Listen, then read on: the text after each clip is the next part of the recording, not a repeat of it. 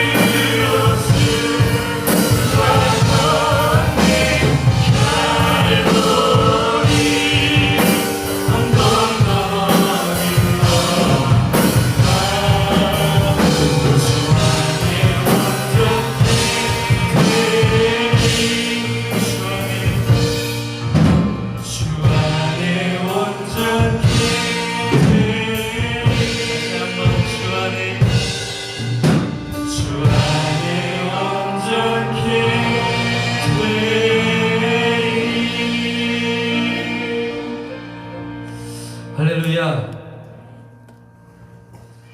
우리가 눈을 들어 주님을 바라볼 때에 그 주님께서 이 시간 함께 하시는 줄 믿습니다. 아멘. 우리가 중요한 것은 그 예수 그리스도와 함께 하는 거예요. 여러분의 마음속에 내가 주인 삼았던 것들을 예배 자리에선 좀 내려놓고 내 더러워진 옷을 좀 벗어놓고 이 안에 다시 주님을 모셔서 그 예수 그리스도로 인해서 살아갈 수 있는 하나님의 자녀들 백성 되시기를 주님의 이름으로 축복합니다. 아멘. 그 길이 고통스러울 때도 있고 기쁠 때도 있고 여러 가지 상황이 있을 거예요. 그러나 상황과 환경에 우리가 얽매이지 아니하고 주님으로 인하여서 기뻐할 수 있는 하나님의 자녀들 되시기를 축복합니다. 아멘. 할렐루야. 우리가 주님을 바라볼 때에 주님께서 우리에게 새 힘을 주시고 우리의 모든 두려움은 사라질 줄 믿습니다. 아멘.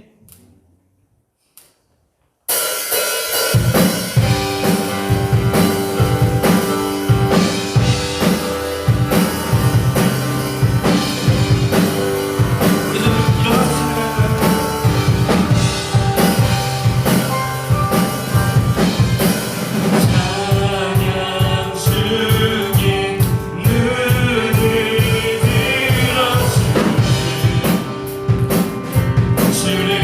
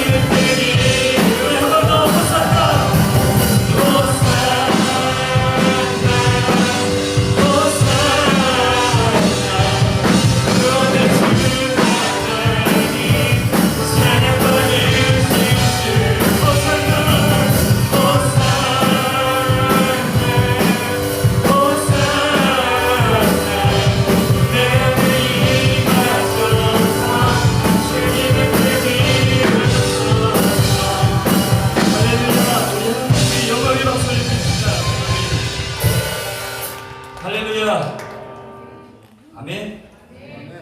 주님을 우리가 바라볼 때에 새 힘을 주시고 우리의 모든 두려움이 사라질 줄 믿습니다. 아멘.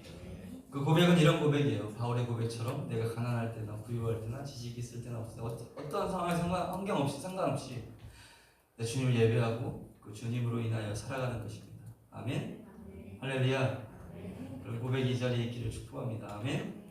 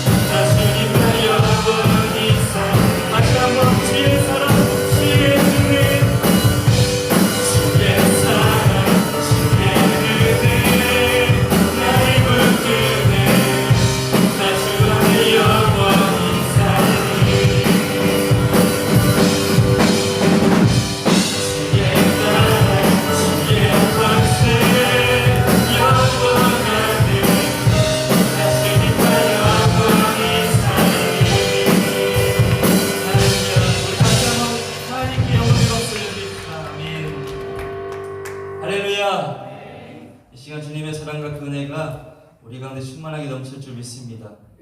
아멘.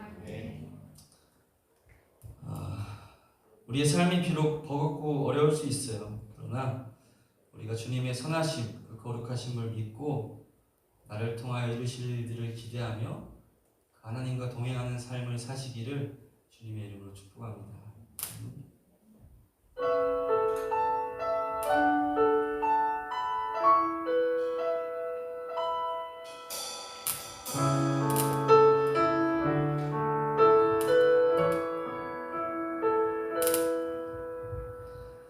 이 땅에 내 삶이 비록 버겁더라도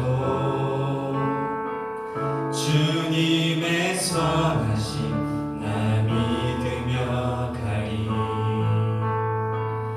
이 작은 작동에 주가 이뤄 가시니 감사로 사는 삶 나 살기 원하네. 내 삶의 시간 속에 주 일하시네. 내 모든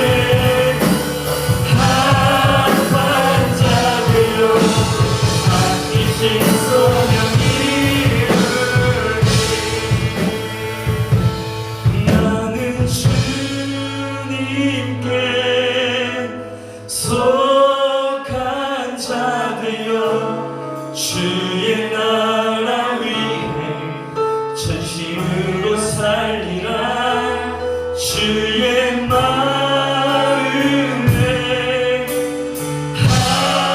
한발자되어 맡기시소며 우리 마지막 나는 주님께 나는 주님께 속한 자되어 주의 마음이 힘으로 살리라 주의 마음에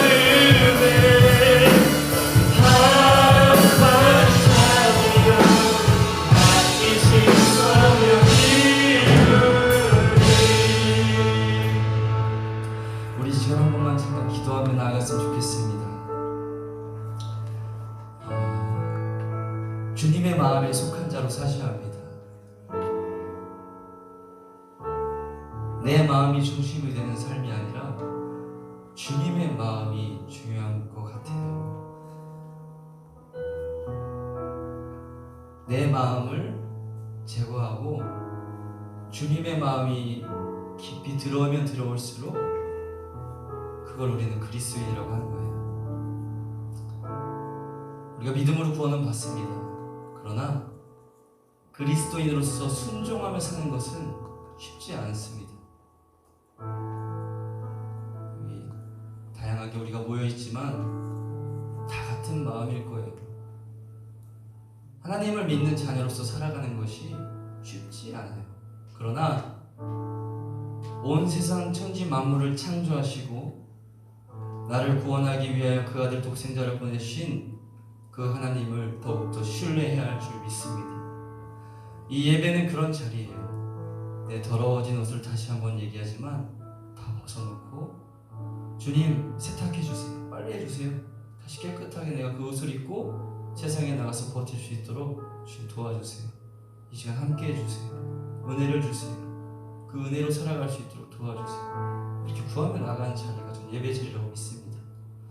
우리가 이 시간 함께 좀 기도하며 나아갈 때에 주님, 내가 정말로 주님께 속한 자 되어서 이 세상을 살아갈 수 있도록 이 예배 자리 가운데 나를 붙잡아 주시고 새롭게 변화시켜 주시옵소서.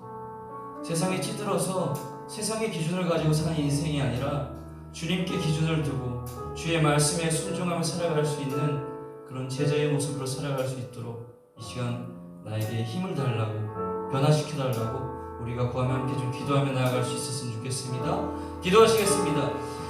사랑의 하나님 아버지 감사합니다. 주님 아버지 이 시간 우리가 주님 앞에 나와봤습니다. 하나님 아버지 주님께 속하여 살아간다는 것이 말로만 하는 것이 쉽지만 정말 내가 마음을 들여 온 마음과 정성을 다하여 이 주어진 인생을 살아가는 것은 참 쉽지 않습니다. 그러나 주님 이 시간 우리가 나를 통하여 인도하실 주님을 다시 한번 바라보며 내가 주님을 다시 한번 의지하며 나의 더러워진 것을 주님의 발 앞에 내어놓고 주님 이곳을 모두 깨끗하게 해주셔서 주님을 드려주셔서 우리는 다시 한번 그리스도인으로서 이 세상의 빛과 소금의 역할을 감당하며 살아가게 하실 것을 믿고 의지하며 나아가기를 원합니다. 이 세상 모든 아버지와 어떠한 어려움도 어떠한 고난도 나를 무너뜨릴 수 없습니다. 나는 주님을 믿는 그리스도인이고 나는 주님을 따라가는 아름다운 제자이니까요. 아버지 시간 우리가 주님을 더욱더 신뢰하며 예배하게 하시고 말씀을 순종하여 듣게 하시고 그 말씀에 아버지 충성하시도록 아버지여 도와주시옵소서. 이 시간 우리의 아버지 모든 아버지 그릇을 깨끗이 하여 은혜로 충만히 채워 주시옵소서. 아버지 그러시기 원합니다.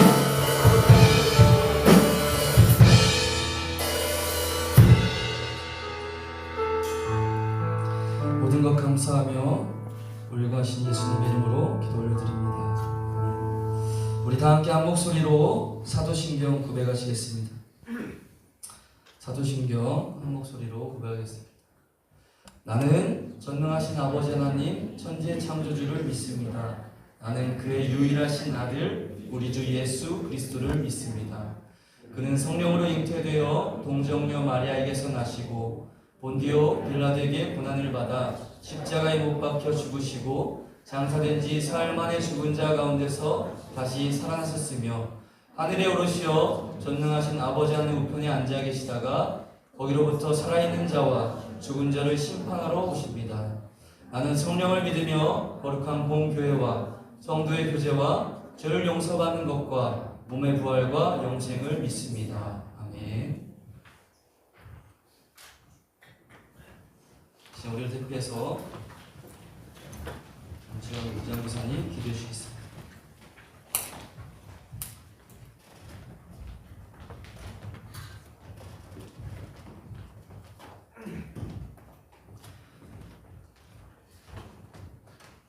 여호와는 나의 목자시니 내게 부족함이 없으리로다.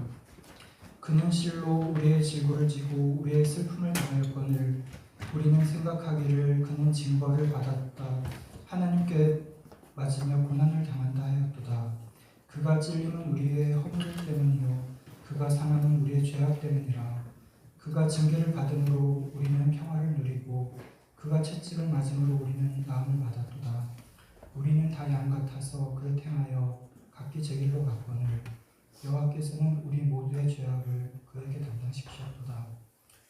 너의 길을 여호와께 맡기라. 그를 의지하면 그가 이루시고 너의 위를 빛같이 나타내시며 너의 공의를 정오의 빛같이 하시리로다.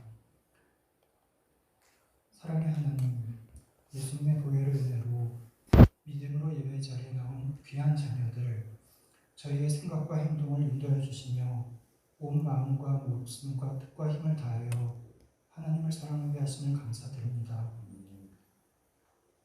주 안에서 아름다운 소망을 갖게 하시며 주님을 바라보며 미래를 소망으로 준비하는 귀한 삶이 되게 하옵소서. 저희를 위하여 기도로 섬기시는 전도사님, 부모님, 선생님, 풍성한 은혜를 부어주시고 성령님의 인도하심으로 믿음으로 승리하게 하옵소서. 교회 미래인 중고청 학생들, 말씀과 삶을 나누며 서로를 위해 기도하는 아름다운 주님의 공동체로 성장시켜 주옵소서. 주님의 사랑으로 하나 되게 하시며 이 시대를 이끌어갈 소중한 예배자로 세워 주옵소서. 하늘의 꿈을 꾸게 하시고 저희를 향한 주님의 사랑을 알게 하옵소서. 은혜의 말씀을 사모하며 부활의 소망이신 예수님의 이름으로 기도했습니다. 아멘.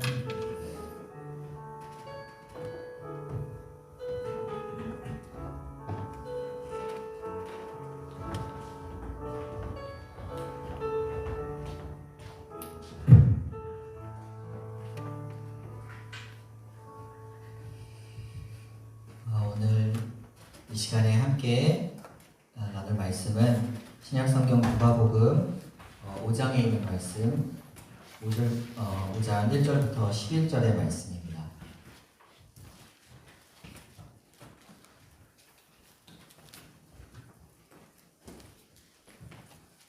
신약성경 누가복음 5장 1절부터 11절까지의 말씀인데요. 한 절씩 번갈아가면서 공독하시다가 마지막 11절을 함께 읽겠습니다. 제가 먼저 읽습니다. 무리가 몰려와서 하나님의 말씀을 들을새 예수는 게네사렛 호숫가에 서서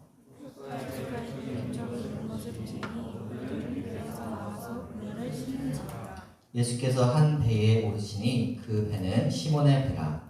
육지에서 조금 떼기를 청하시고 앉으사 배에서 무리를 가르치시더니 말씀을 마치시고 시몬에게 이르시되 깊은 데로 가서 그물을 잡으라. 시몬이 대답하여 이르되 선생님 우리들이 밤이 새도록 수고하였을 때 잡은 것이 없지만은 말씀에 의지하여 내가 그물을 내리리이다 하고 이에 다른 배에 있는 동무들에게 손짓하여 와서 도와달라 하니 그들이 와서 두 배의 채움에 잠기게 되었더라.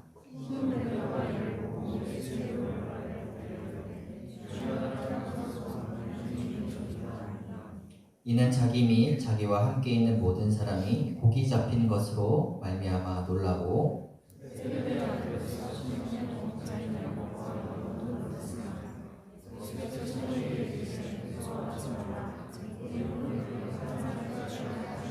함께 있습니다. 그들이 배를 육지에 대고 모든 것을 버려두고 예수를 따르니라.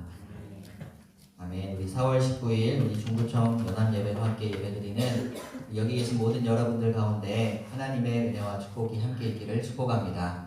옆에 멀리 있지만 함께 인사할 수 있었으면 좋겠습니다. 사랑하고 축복합니다. 예배함이 참 기쁨인데요. 오늘 이 시간에는 누가복음 5장 1절부터 11절에 있는 말씀을 가지고 삶이 내 생각대로 안 될 때, 삶이 내 생각대로 안 될 때라는 말씀의 제목을 가지고 함께 말씀을 나누도록 하겠습니다.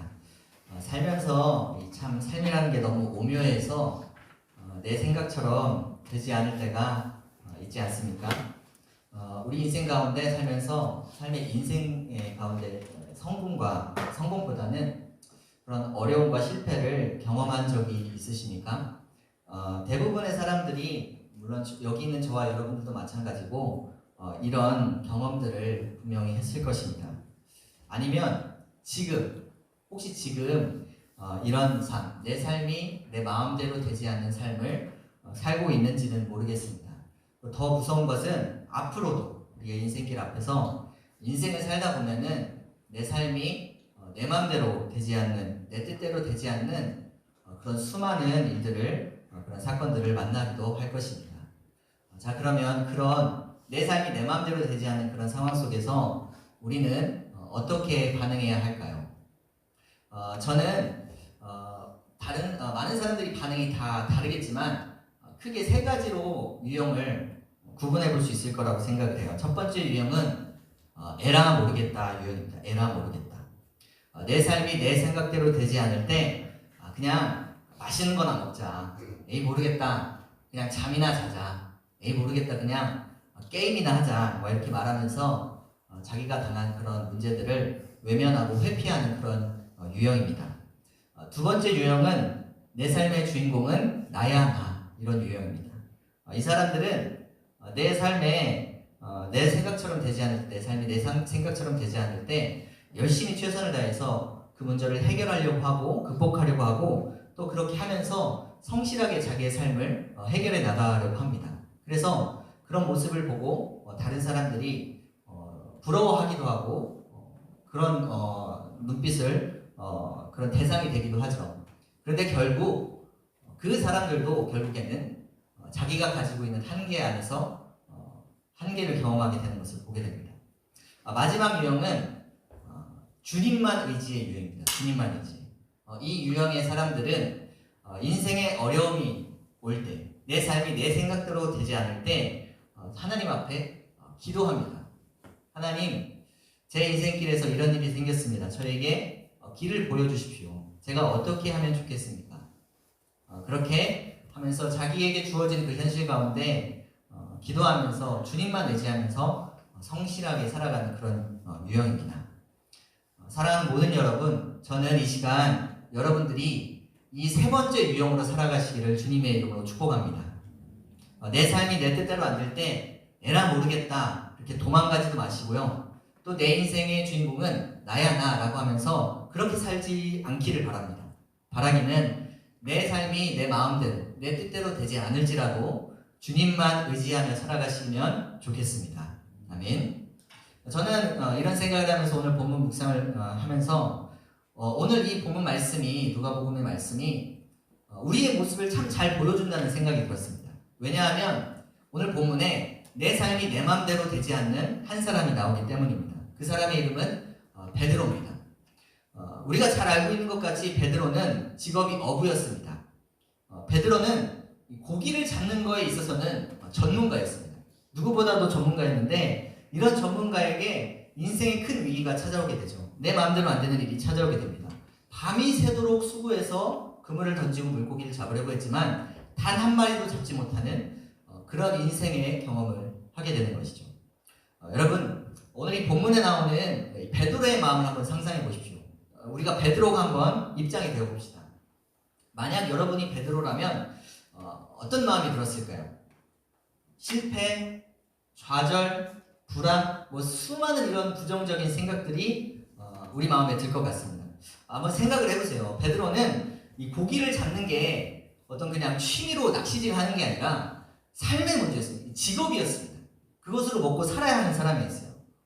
그렇기 때문에 아마 모르긴 몰라도 내가 이렇게 그물을 던져서 전문가인데도 불구하고 물고기를 잡았지만 잡히지 않자 불안감, 엄청난 불안감과 좌절감에 빠졌을 것입니다. 아마 모르긴 몰라도 성경에 기록하진 않아도 내가 이 직업을 바꿔봐야 되는 것 아닌가, 다른 직업을 찾아봐야 되는 것은 아닐까, 이런 생각을 했을지도 모르겠습니다. 이 베드로의 모습이 저는 우리가 이렇게 삶을 살고 있는 우리의 모습과도 같지 않은가라는 생각을 해보겠습니다. 우리 중고등부 학생 여러분들 열심히 우리가 공부하고 학원도 다니고 최선을 다해서 공부를 합니다.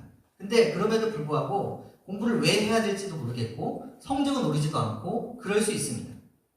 그리고 우리 청년 여러분, 많은 경쟁자 가운데 나 나름대로 스펙을 준비해서 여러 곳에 이력서를 제출하고 면접도 보고 취업을 준비합니다. 그런데 나를 찾는 그런 회사는 한 군데도 없을 수 있습니다. 결혼을 하기 위해서 여러 사람들을 만납니다. 소개팅도 하고 사람도 만나보고 고백도 해보고, 근데 내가 좋아하는 그 사람은 나를 싫어할 수 있습니다. 그리고 우리 선생님들 사업을 준비해서 열심히 준비해서 사업을 열었지만 손님이 한 명도 오지 않을 수 있습니다. 자녀를 교육합니다. 내 자녀가 내 마음대로 나의 교육, 나의 이런 것들에 따라오지 않을 때가 있습니다.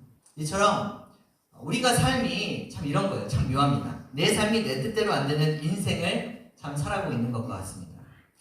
이런 상황 속에서 하나님을 믿는 우리는 어떻게 살아가야 할까요? 오늘 말씀은 이런 우리의 상황에서 내 삶이 내 생각처럼 되지 않을 때 주님만 의지하라고 우리에게 부탁합니다.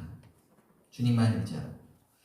제가 말하면 아멘 해주세요. 사랑하는 모든 여러분, 내 삶이 내 마음대로 되지 않을 때 주님만 의지하시기를 주님의 이름으로 축복합니다. 아멘. 그럼 구체적으로 어떻게 주님을 의지하는지 오늘 말씀을 통해서 묵상하고 싶은데요. 말씀 묵상할 때 귀한 은혜가 저와 여러분들 가운데 임하기를 축복합니다. 내 삶이 내 마음대로 되지 않을 때 세 가지로 말씀을 나누겠는데요. 내 삶이 내 생각대로 안 될 때 어떻게 주님을 의지해야 됩니까? 첫 번째는 말씀입니다. 말씀. 내 삶이 내 생각대로 되지 않을 때 우리가 무엇보다도 붙잡아야 할 것은 하나님의 말씀입니다. 내 삶이 내 마음대로 되지 않을 때 우리는 내 지식과 내 경험을 의지하는 것보다 말씀을 더 의지해야 됩니다. 제가 종종 몇 번 얘기했는데 여러분, 내 감정과 내 느낌을 믿지 말고 하나님의 말씀을 믿으십시오. 오늘 말씀 5절과 4절 말씀인데요. 말씀을 마치시고 시몬에게 이르시되 깊은 데로 가서 그물을 내려 고기를 잡으라. 우리 5절을 같이 읽어볼까요? 시몬이 대답하여 이르되 선생님, 우리들이 밤이 새도록 수고하였을 때 잡은 것은 없지만은 말씀에 의지하여 내가 그물을 내리겠습니다. 앞에서 이야기했던 것처럼 베드로는 밤새 그물을 던지고 고기를 잡았지만 실패했습니다. 허탕을 쳤어요. 말로 할 수 없는 허탕 실패감과 좌절감에 휩싸였던 베드로에게 예수님이 찾아오십니다. 그리고 이렇게 말씀하시죠. 깊은 곳에 가서 그물을 내려서 고기를 잡아라. 깊은 곳에 가서. 이에 베드로가 자신의 지식과 경험, 그런 것에 의지해서 그물을 내리는 것이 아니라 오늘 말씀을 보니까 말씀에 의지해서 그물을 내렸다고 합니다. 말씀에 의지해서. 여러분, 베드로가 이 주님 말씀에 순종해서 깊은 곳에 그물을 내리는 그 순종함이 쉬웠을까요? 어려웠을까요? 제가 생각하기에는 어려웠을 것 같습니다. 왜냐하면 보통 우리가 알고 있는 상식과 경험에 의해서는 얕은 곳에서는 낮에는 물고기가 얕은 곳으로 이동을 하고 밤에는 깊은 곳으로 이동을 한다고 합니다. 그러니까 쉽게 말해서 베드로가 가지고 있었던 그 지식과 경험, 통상적으로 우리가 알고 있는 그 상식들은 그 밤이 새고 아침에 되는 곳에서 깊은 곳에 내리라고 하는 것은 통상적으로 생각했을 때 물고기가 없어야 하는 그런 곳에 가서 그물을 내리라고 예수님이 말씀하시는 것과 같았습니다. 베드로 입장에서는, 전문가 입장에서는 너무나도 황당하고 좀 어이없는 그런 조언이 되겠죠. 베드로는 이렇게 생각했을 수도 있어요. 우리 주님이 어부는 아니셔서 고기 잡는 것은 하나도 모르고 1도 모르시는 분이시니까 그렇게 얘기하시는구나, 이렇게 생각할지도 모르겠습니다. 우리 여기 있는 사람들 중에 우리 선생님들 계신데 우리 선생님들 많은 전문가들 계십니다. 이 집을 짓는 건축 전문가도 계시고요. 또 교과목으로 과목을 가르치는 선생님도 계시고요. 또 그림을 그리는 디자이너도 계시고요. 또 의사 선생님도 계시고요. 또 비즈니스를 하는 그런 비즈니스 전문가들도 있습니다. 그런데 제가 그런 분들 앞에 가서 그렇게 하지 마시고 의사 선생님 그 진단 그렇게 하지 마시고 그림 그렇게 그린 사업을 한번 이렇게 한번 해보십시오. 제가 선생님께 조언을 한다고 한다면 그 선생님은 제 앞에서는 예, 전사님 제가 그렇게 한번 생각해보고 해보겠습니다. 제 앞에서는 그렇게 할지는 몰라도 뒤에 가서는 우리 전사님 정말 성경만 읽으시나 보다. 이거 정말 그렇게 하면 안 되는데 그렇게 하면 안 되는데 라고 하면서 뒤에 가서는 정말 말도 안 되는 소리를 하고 계시구나 이렇게 얘기할 수 있을 것입니다. 베드로는 다른 건 몰라도 다른 건 모르겠습니다. 베드로 다른 건 몰라도 고기 잡는 거에 있어서는 그물을 내리는 거에 있어서는 전문가였습니다. 그렇기 때문에 예수님의 이 조언이 베드로 입장에선 너무나도 황당하게 들렸을 것입니다. 그런데 베드로는 오늘 말씀해 보니까 그 자신이 갖고 있던 전문의 지식이었던 지식과 경험을 의지하지 않고 그것이 아니라 말씀을 의지해서 그물을 내렸다고 합니다. 그리고 그 결과 놀라운 그물이 찢어질 정도의 고기가 잡혔다고 성경은 이야기합니다. 6절인데요. 함께 읽습니다. 시작. 그렇게 하니 고기를 잡은 것이 힘이 많아서 그물이 찢어질 정도로 잡혔다. 오늘 이렇게 성경이 우리에게 증언합니다. 사랑하는 모든 여러분, 이것을 통해서 우리가 알 수 있는 게 뭘까요? 오늘 이 말씀을 통해서 우리가 알 수 있는 것은 내가 가진 지식과 내가 가지고 있는 이런 경험들보다 더 중요한 게 있다는 거예요. 그것은 하나님의 말씀입니다. 여러분 오해하지 마십시오. 우리가 인생을 살면서 지식도 중요하고 경험도 중요합니다. 이런 거 너무나 중요해요. 그런데 하지만 그것도 중요하지만 이것 모든 것보다 말씀이 더 중요하다는 사실을 우리가 오늘 이 아침에 기억할 수 있기를 축복합니다. 왜냐하면 주님 말씀을 순종할 때에 그 순종함 때문에 말씀의 순종함이 우리가 불가능한 것이 가능하게 됨을 우리가 경험할 수 있게 되기 때문입니다. 오늘날 많은 사람들이 자신의 지식과 자신의 생각, 자신의 경험을 의지해서 삽니다. 지식과 경험은 저도 참 좋아하는 건데요. 이게 참 합리적이에요. 논리적이고요. 설득력이 있습니다. 예를 한번 들어볼까요? 어떤 좋은 대학에 들어간 선배가 내가 이렇게 공부했으니까 너도 이렇게 한번 공부해. 이렇게 얘기한다면 그 조언이 아주 좋은 조언으로 들릴 것입니다. 어떤 결혼을 먼저 한 자매가 결혼을 준비하고 있는 자매에게 이 플래너한테 스드메를 한번 받아봐봐. 참 좋아. 그러면은 조언을 받은 그 준비하는 친구는 그 조언에 따라 그곳에서 스튜디오, 드레스, 메이크업 이런 것들을 선택할 가능성이 높아집니다. 또 나보다 훨씬 더 똑똑한 친구가 내가 책을 읽어보니까 긍정적인 생각을 하면은 일이 잘 풀린대 하면은 그런 조언에 내 마음이 흔들릴 것 같습니다. 말씀드리는 것처럼 이렇게 지식과 경험이라는 것이 우리의 삶에 도움이 될 수 있습니다. 그리고 우리의 삶을 즐겁고 좀 더 윤택하게, 좀 더 멋지게 해주기도 합니다. 하지만 사랑하는 여러분, 잊지 말아야 할 사실이 있습니다. 이런 지식과 경험보다 더 중요한 것은 하나님의 말씀입니다. 우리가 지식과 경험을 주님의 말씀보다 더 높이 두어서는 안 된다는 말입니다. 주님의 말씀보다 나의 지식과 경험이 앞서게 될 때 우리는 믿음대로 사는 것이 아니라 사는 대로 믿게 될 것입니다. 41일 정도 남았습니다. 제가 진짜 아빠가 되려면 41일 정도가 남았는데 저는 아직 실감이 나지 않습니다. 제 몸에 있는 게 아니기 때문에 이게 실감이 나지 않아요. 제 손에 잡히고 제 앞에 울어대야 내가 진짜 아빠가 됐구나 라는 생각이 들 것 같은데 이제 그 과정이 얼마 안 남았으니까 여러 가지 생각을 하던 도중에 이름도 지어야 되겠고요. 준비한 용품도 사야 되겠고요. 준비할 것들이 많더라고요. 준비를 하는데 정작 제 마음에 한순간 찾아온 마음이 뭐냐면 내가 어떤 아빠가 돼야 될까? 내가 어떤 아빠가 될 수 있을까? 이런 생각을 하다 보니까 마음이 참 무거워지더라고요. 그런데 오늘 말씀을 통해서 묵상한 가운데 저는 내 자녀한테만큼은 하나님의 말씀을 남겨주는 아빠가 되어야겠다. 말씀을 알려주고 말씀을 전해주고 말씀을 보여주는 그런 아빠가 될 수 있었으면 좋겠다. 어떤 삶의 지식과 경험도 중요하지만 그것만큼은 내가 내 자녀한테 남겨줄 수 있었으면 좋겠다. 우리 부모님들 아멘 해보십시오. 아멘. 그런 생각이 들었어요. 이게 참 어려운 일이잖아요. 자녀가 이 가난하기 때는 내 생각처럼 안 됩니다. 자녀가 물론 다 커서도 마찬가지겠지만 제가 아직 그 경지까지 가진 않아서 모르겠는데 싸는 것부터며 먹는 것부터며 자는 것부터가 내 마음대로 되지가 않습니다. 그런 삶이에요. 그런 인생이고 그런 육아인데 그런 가운데서도 다른 것보다도 말씀만은 남겨줄 수 있었으면 좋겠다. 그런 생각을 해보았습니다. 저는 여러분들이 살면서 인생을 살면서 많은 지식을 쌓기를 바라고요. 많은 경험도 할 수 있으면 많은 경험도 큰 경험도 많이 할 수 있었으면 좋겠습니다. 그러나 그것들을 이 주님의 말씀보다 더 의지하지 않기를 바랍니다. 그런 것들보다 여러분들이 하나님의 말씀을 더 의지할 수 있었으면 좋겠어요. 특별히 내 삶이 내 생각처럼 되지 않을 때 그때에도 나의 지식과 경험이 아니라 진리이신 하나님의 말씀 그 말씀을 의지하며 살아갈 수 있었으면 좋겠습니다. 중요하니까 한 번 더 사랑하는 여러분 여러분들의 삶이 생각처럼 안 될 때 그때에도 나의 지식과 경험이 아닌 하나님의 말씀을 의지하며 살아가기를 주님의 이름으로 축복합니다. 그 말씀을 의지할 때 놀라운 하나님의 은혜와 능력이 우리 삶의 경험 될 것입니다.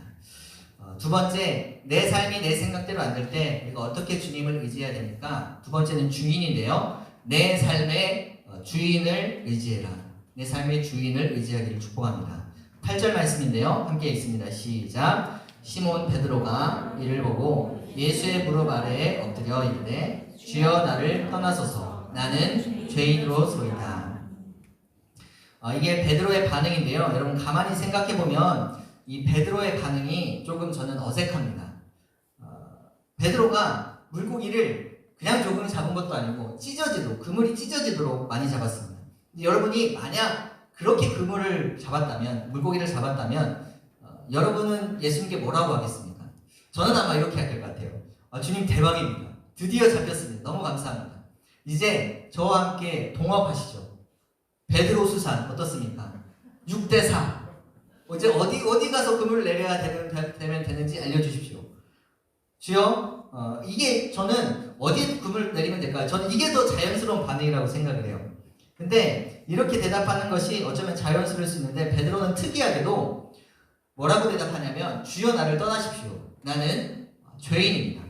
이렇게 고백합니다. 여러분 베드로가 왜 주님께 잘 부탁드립니다 뭐 이렇게 하지 않고 주여 나를 떠나소서 이렇게 고백했을까요? 주여 물고기가 가득 잡혀서 저 너무 행복합니다. 드디어 잡았습니다. 이렇게 대답하지 않고 저는 죄인입니다. 왜 이렇게 대답을 했을까요? 첫 번째 1차적으로는 베드로가 그 주님의 전능하심 때문에 그 전지전능하심 때문에 압도당했기 때문입니다.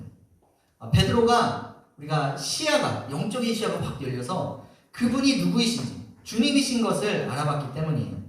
구약의 유명한 선지자 이사야 선지자도 이 베드로와 같은 고백을 했는데요. 6장에 있는 말씀 하나님께서 이사야를 부르실 때 하신 말씀입니다. 서로 불러 이르되 거룩하다 거룩하다 거룩하다 만군의 여호와여 그의 영광이 온 땅에 충만하도다 하더라. 이같이 화답하는 자의 소리로 말미암아 문지방의 터가 요동하며 성전의 연기가 충만한지라. 우리 5절은 함께 읽어보겠습니다. 시작. 그때 내가 말하되 화로다 나여 망하게 되었도다. 나는 입술이 부정한 사람이요 나는 입술이 부정한 백성 중에 거주하면서 만군의 여호와이신 왕을 보았기 때문이다. 여러분 이사야 선지자가 거룩한 하나님을 대면했을 때 반응이 화로다 나는 망하게 되었다. 나는 입술이 부정한 사람입니다 라고 고백합니다. 그러니까 이 고백이 이 이사야 고백은 오늘 우리가 본문에서 본 주님 저를 떠나소서 저는 죄인입니다 라고 한 베드로와의 고백과 아주 동일한 고백입니다. 저는 여러분 사랑하는 모든 이 여러분들이 전능하신 주님 앞에 그러니까 능치 못할 실이 없이 그 주님 앞에 그 거룩하신 하나님 앞에 예배드릴 때 우리의 모습이 이와 같기를 축복합니다. 우리가 하나님 앞에 예배를 드리는데 이 자리에서 예배드리는 모습이 이런 모습이었으면 좋겠어요. 하나님을 어떤 동네에 조금 어르신 정도만 그렇게 생각해서 아무런 그런 경외함 없이 두려움 없이 자리에 앉아서 예배 드리는 것이 아니라 정말 두렵고 떨리는 마음이 한편에 우리 마음이 있는 그 마음으로 예배할 수 있기를 축복합니다. 그분의 영광과 그분의 전능하심, 거룩하심, 탁월하심, 그것이 나에게 완전히 장악되는 그런 예배가 되기를 축복해요. 그런데 여러분, 이 말씀을 같이 묵상하는 가운데 나는 죄인입니다, 나를 떠나십시오, 이 베드로의 고백이 저는 내 삶의 주인은 내가 아닙니다, 내 삶의 주인은 내가 아닙니다라는 고백과 같은 고백이라는 생각이 들었습니다. 제가 2절 말씀 같이 보여드리는데요, 베드로가 주님을 부르는 호칭을 한번 주목해서 보십시오. 5절, 시몬이 대답하여 이르되 누구? 선생님, 우리들이 밤이 새도록 수고하였을 때 잡은 것이 없지만은 말씀에 의지하여 내가 내립니다. 우리 8절 말씀에는요, 시몬 베드로가 이를 보고 예수의 무릎 앞에 엎드려 뭐라고 부릅니까? 주님이라고 부릅니다. 주님, 나를 떠나소서, 나는 죄인입니다. 5절에서는 베드로가 선생님, 8절 물고기를 많이 잡는 그 전능한 주님의 능력을 경험하고 나서는 8절에서는 주님이라고 부릅니다. 이게 무슨 말이냐? 말씀을 통해서 놀라운 기적을 한 뒤에 베드로에게 있어서 예수님은 더 이상 그냥 어느 한 선생님 정도가 아니었습니다. 베드로가 고백합니다. 주여, 나를 떠나소서. 주님이십니다. 주님. 여러분, 베드로가 주님을 만나기 전 그의 삶의 주인이 누구였을까요? 그의 인생의 주인은 자기 자신이었습니다. 자기 베드로였습니다. 고기 잡는 것에 있어서는 누구만큼도 자기를 따라올 수 없겠다라는, 자기가 전문가였기에 주님을 의지하지 않고 자기를 의지해서 살았습니다. 그런데 인생의 실패를 경험해요. 아무것도 잡지 못하는 그 혹독한 실패를 경험하면서 그의 삶의 주인은 자신이 아니라 예수님입니다. 주님의 도우심이 없이는 단 하루도 살 수 없겠다라는, 나는 죄인이구라는 그 사실을 분명하게 깨닫게 된 베드로가 되었습니다. 그래서 베드로가 고백합니다. 주님, 나를 떠나소서, 나는 죄인입니다.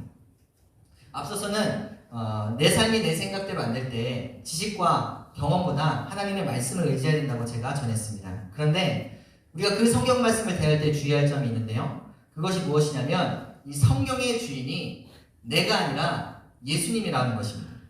우리가 성경을 읽을 때 내 뜻과 내 생각을 이루기 위해서 성경을 읽는 것이 아니라, 우리가 성경을 읽는 것은 주님께 순종하기 위해서입니다. 주님의 말씀을 따르기 위해서 읽어야 하는 것입니다. 말씀을 들을 때도 내가 듣기 좋은 말씀, 내 귀가 만족하는 말씀, 그런 말씀만 듣는 게 아니라 주님께서 때로는 순종하기 위해서 우리에게 주시는 말씀, 그런 몸부림의 말씀도 우리 귀에 들려야 한다는 것입니다. 여러분들이 하나님의 말씀을 들을 때 이런 치열함이 좀 있었으면 좋겠습니다. 이런 학생이 있다고 한번 가정을 해봅시다. 가정입니다. 전도사님, 제가 올해는 성경 10번 읽는 것이 목표입니다. 그런 학생이 있을 수 있겠죠? 제가 1년 안에 성경을 10번 읽으면 주님이 제가 원하고 기도하는 것을 다 들어주시겠죠? 성적, 취업, 결혼, 성공, 뭐 이런 것들이 모든 것이 한 번에 다 해결되겠죠? 누가 만약에 저한테 그런 질문을 한다면 저는 참 대답이 난감하겠습니다. 사랑하는 여러분, 예수님은 저와 여러분의 주인이십니다. 이 말씀의 주인이십니다.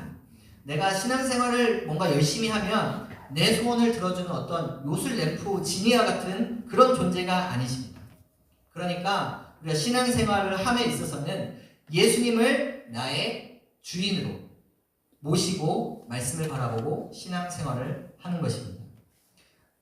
우리 학생들은 잘 모를 수 있는데 조성모라는 혹시 가수 아시나요? 그 여러 개의 히트곡이 있는데 가시나무라는 곡이 있습니다. 옛날에 초록매실 선전도 찍고 막 그랬었는데, 근데 그런 그 가시나무라는 노래에 이런 가사가 있어요. 불러드릴 순 없고, 내 속엔 내가 너무 많아. 당신이 쉴 곳 없네. 내 속엔 내가 너무 가득해서 주님 들어오실 곳도 없고 쉬실 곳도 없으신 거죠. 많은 그리스도인들, 신앙인들이 성경을 읽고 기도하지만 정작 주인이신 예수님께는 관심이 전혀 없을 수 있다는 겁니다.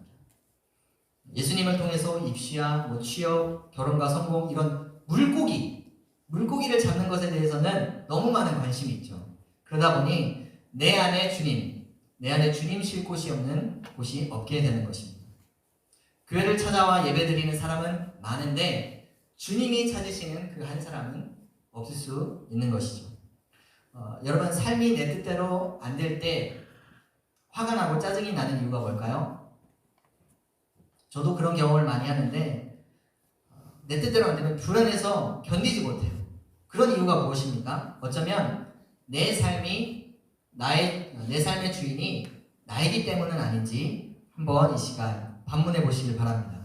내 인생을 내 마음대로 살고 싶은데 그게 안 되니까 답답하고 초조하고 불안한 것 아니겠습니까? 여러분, 내 삶이 내 뜻대로 안 될 때 내 삶의 주인이 누구이신지를 한번 기억하는 시간 되길 바랍니다. 오늘이 그런 시간 되기를 바랍니다. 내 삶의 주인은 누구입니까? 우리에게 삶의 주인은 내가 아니라 예수님입니다. 사랑하는 모든 여러분, 예수님을 그저 어떤 선생님, 능하신 분, 해결사 그 정도로 생각하지 마시고 나의 주인으로 모시고 그분만 의지하며 살아가시기를 주님의 이름으로 축복합니다. 아멘. 내 삶이 내 생각대로 안 될 때, 오늘 말씀인데요. 내 삶이 내 생각대로 안 될 때 주님의 말씀을 의지하라.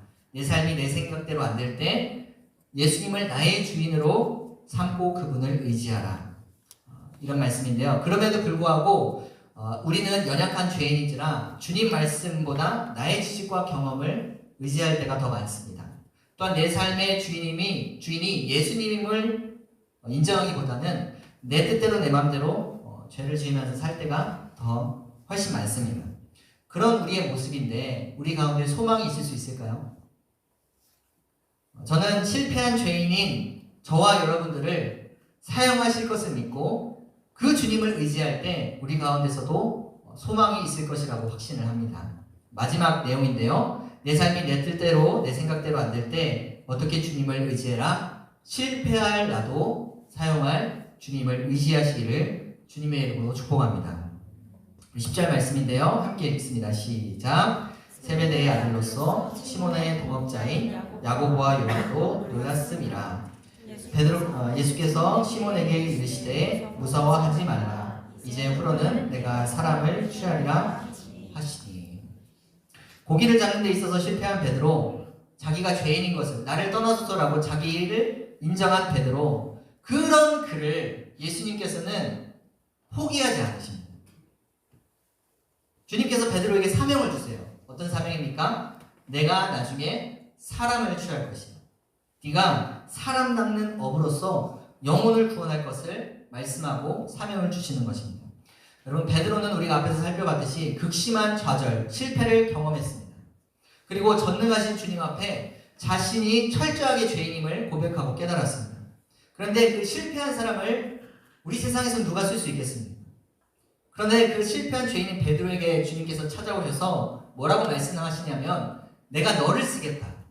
내가 너를 사람 낚는 업으로 영혼을 살리는 그 사람의 전도자로 사용하겠다라고 말씀하십니다.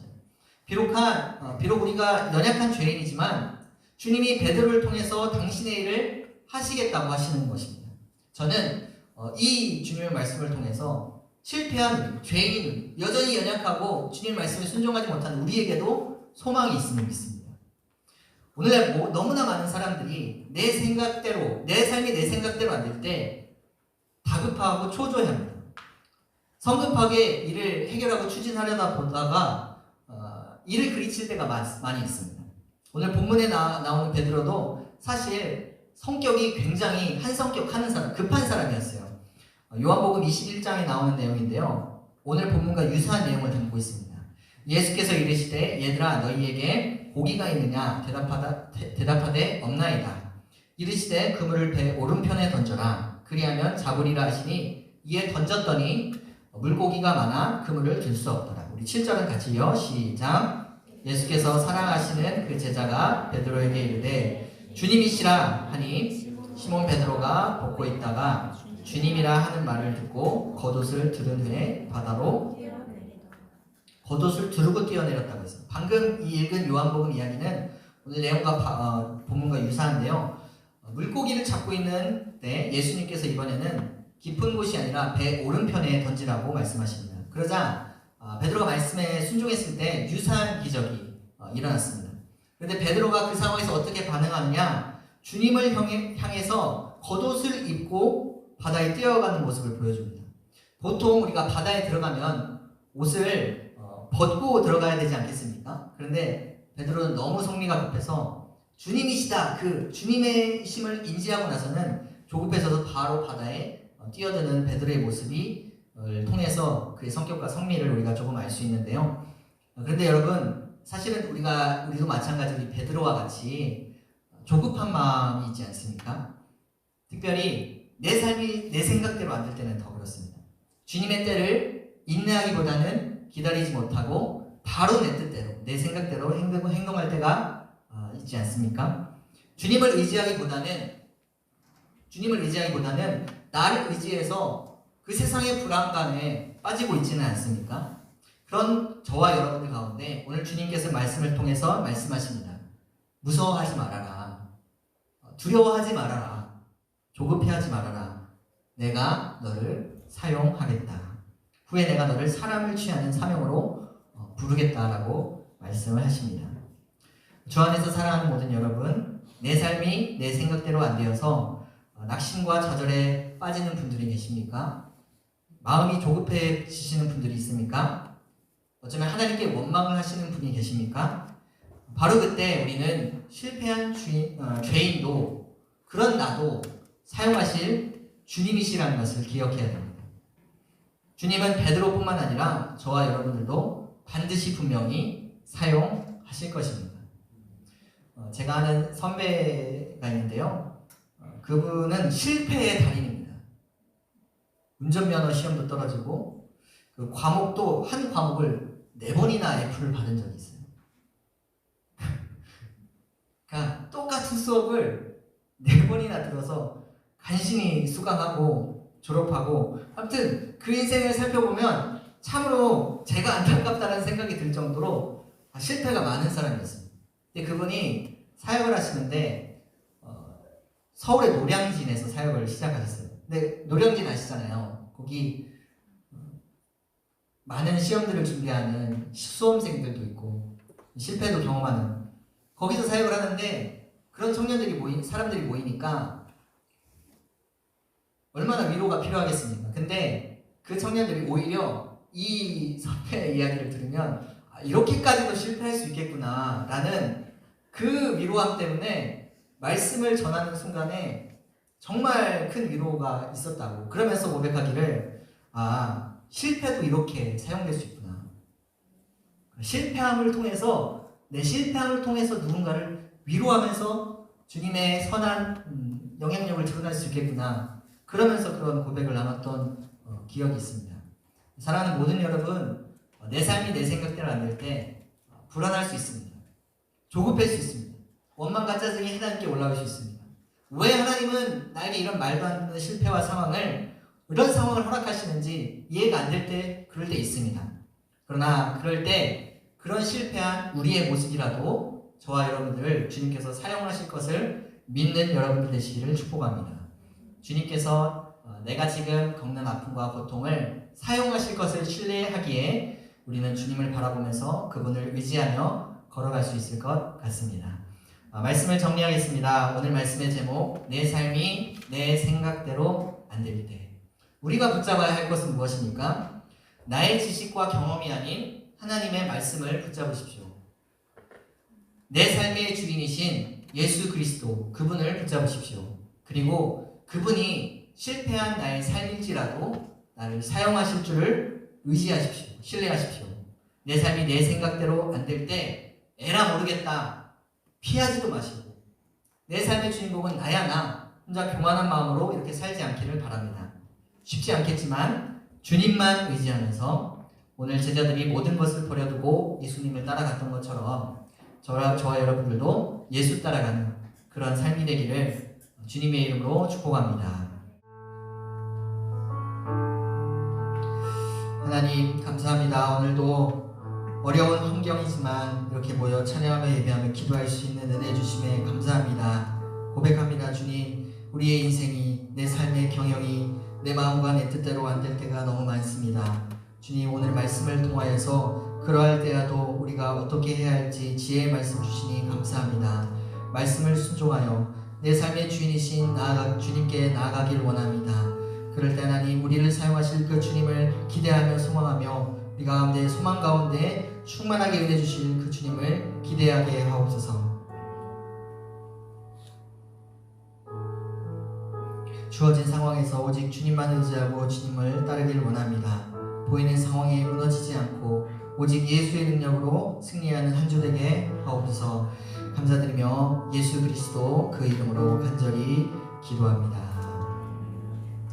아멘. 우리 찬양하시면서 준비하신 예물 하나님께 드립니다.